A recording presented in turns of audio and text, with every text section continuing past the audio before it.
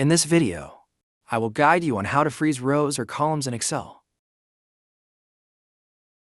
This is an essential skill, especially when working with Excel files containing a lot of data.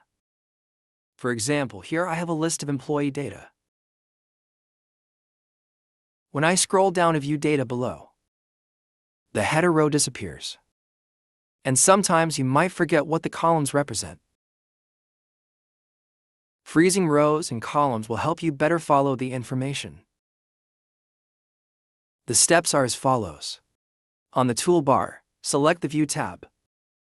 Then in the Freeze pane section, choose Freeze Top Row to freeze the first row.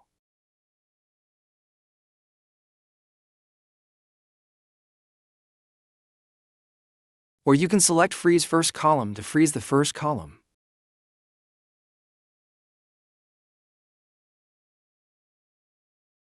However, if you want to freeze multiple rows and columns, for example, freezing the first two header rows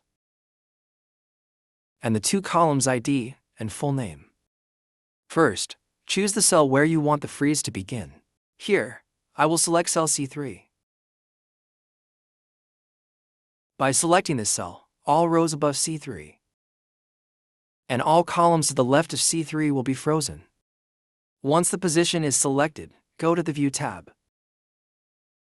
Choose Freeze Panes and select the first option, Freeze Panes. Now, when viewing data below or to the right, the header and columns have been successfully frozen.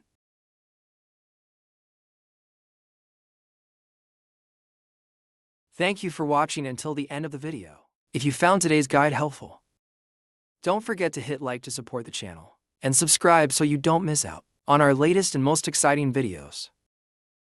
If you have any questions related to today's content, feel free to leave a comment below or send us an email at contact.dailyhowto@gmail.com.